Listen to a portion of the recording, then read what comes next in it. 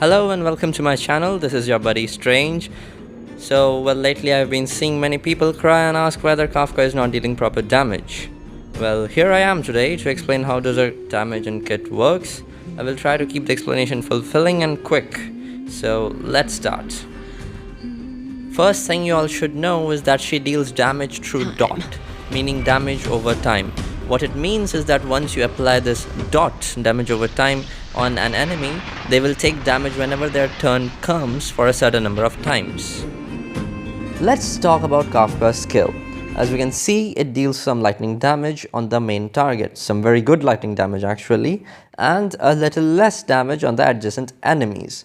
But the main catch is on the second paragraph, where you can see it says that if the targeted enemy is currently receiving a dot, meaning that the enemy is already under the influence of a dot, which could be placed by Kafka herself or by any other character like Sampo. Well, as I said earlier, dots apply damage for a certain number of times, but only when the turn of that enemy comes that the enemy receives damage. What the second para of her skill says is that when her skill is used on an enemy who is already under the influence of a dot, that original dot applied by any character will trigger at that moment, producing 69% of that dot's damage. So what happens all in all is that supposing you already have a dot on an enemy, if you use Kafka's skill, she will deal 130% of lightning damage plus 48% to the adjacent enemies, and she will pop 69% of that original dot's damage already placed on the enemy and deal that damage as well. And that dot doesn't get used as well, meaning when the enemy's turn comes, that dot will still trigger normally and deal whatever damage it will. Well, I hope you understood her skill a little now. Well, what we are missing from the skill still is the base. Kafka will deal that 130% of lightning damage and that 48% of damage based on her attack. Okay, we now know that we need to give her attack. Now let's move on to her ultimate. Okay, so what her ult does is, first of all, it deals lightning damage equal to 68% to all enemies on field. What it also does is that it applies shock status to all enemies hit, which is the grand part. Now shock is the name of lightning dot damage, like wind shear is the name of wind dot damage. Now how this dot works is that it immediately triggers as soon as placed using her ultimate and deals 92% of its original dot damage. So like this 92% is not the actual damage of the dot applied using her ultimate. This is just a bonus. The actual dot applies lightning damage equal to 197%, which is like huge at the beginning of each turn for 2 rotations on every enemy particularly. Okay, so if we add up the damage from her ultimate, it's like first 68% of lightning damage plus applies shock and deals 92% of the original dot's damage, and the original dot, which is placed for 2 turns on every single enemy hit, deals 197% of damage on each enemy once a turn for 2 rotations. Now I know it's a little complex, her ultimate and her skill is really complex, but considering you understood it, if you didn't, maybe just, listen to it once again. Now considering you understood how her ult and skill works, and by this time, all we can note here is that 68% of the original dot damage from her ultimate and that 197% of dot damage placed using her ultimate scales from her attack, just like her skills damages work. It's like 68% of her attack and 197% of her attack. Now the bonus shock damage we deal scales from her original dot damage, which as we can see scales from her attack as well. So we can say that this bonus also scales from her attack indirectly.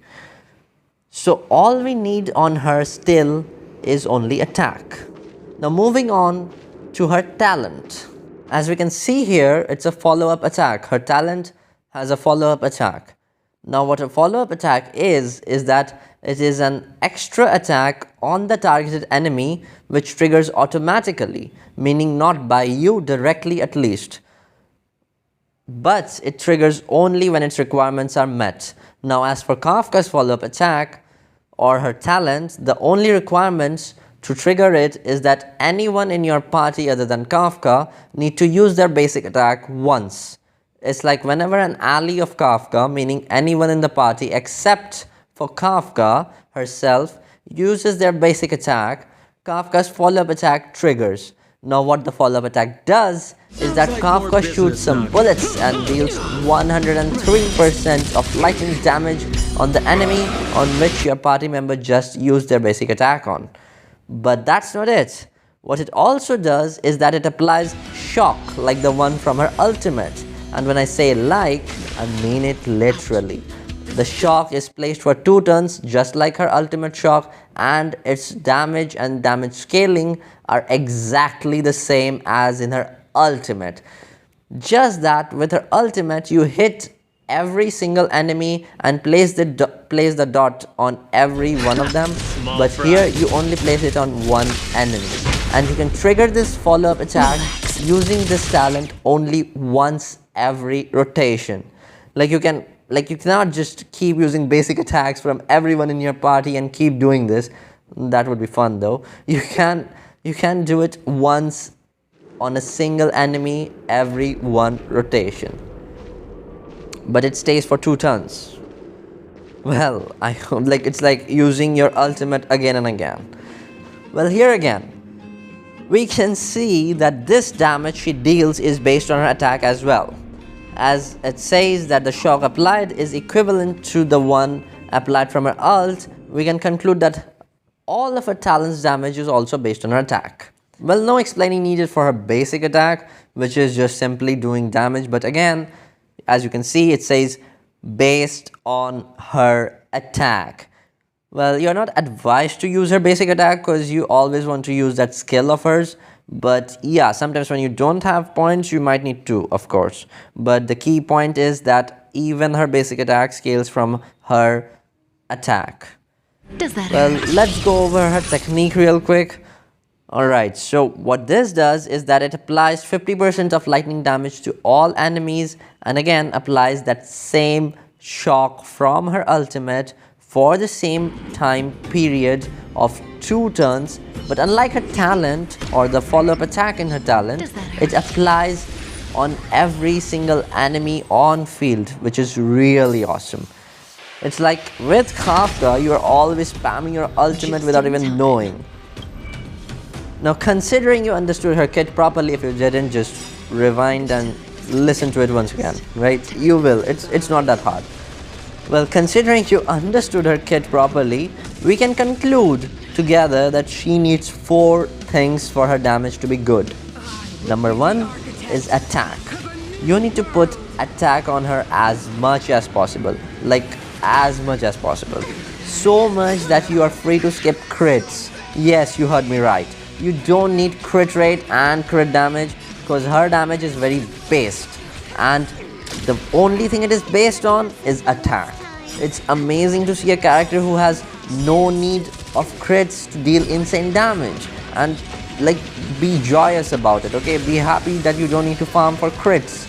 Just get attack percent and be happy.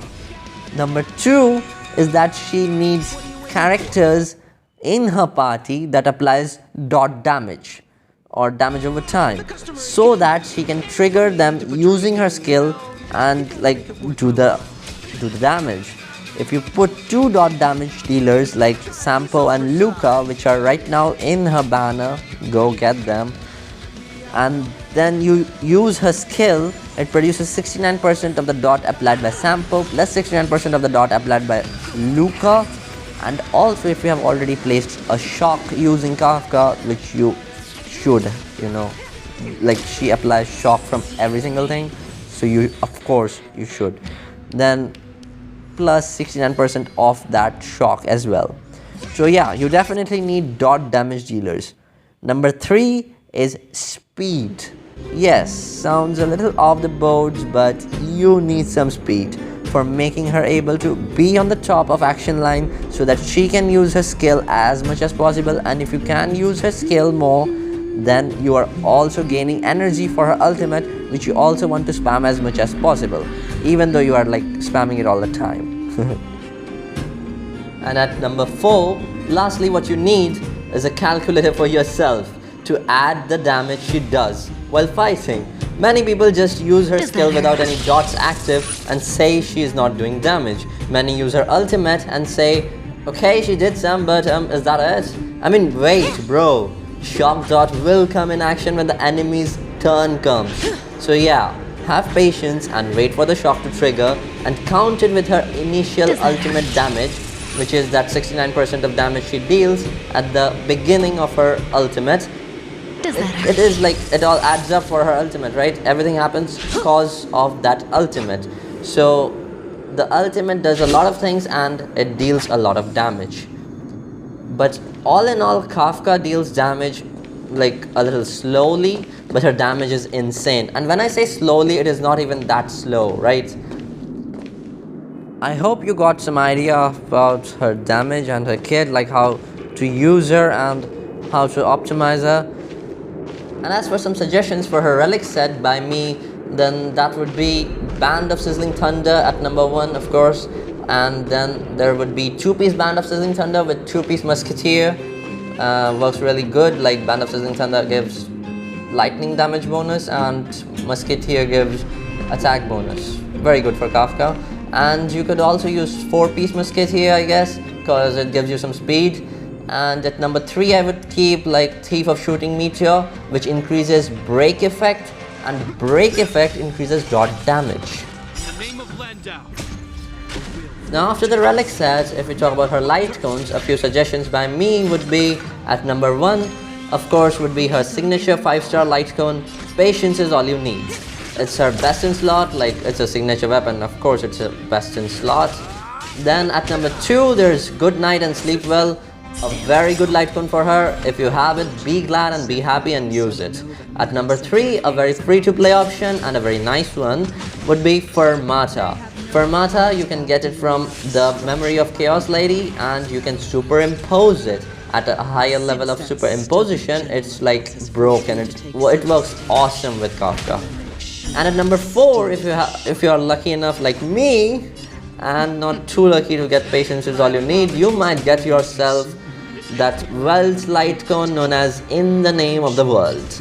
And it works really good with her. I have Fermata, but it's at superimposition 1, so I am preferring to In the Name of the World because it has high attack scalings, being a 5-star, raw 5-star potential.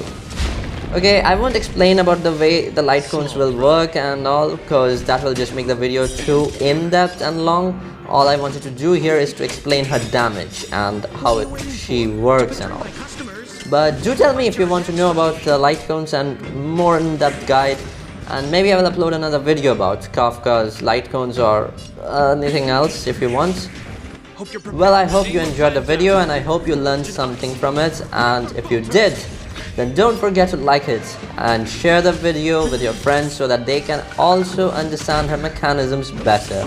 I usually upload Hoyo Games videos and most of them are AMVs based on Hoyo Games on my channel, but if you want me to upload guides like this, then do tell me in the comment section.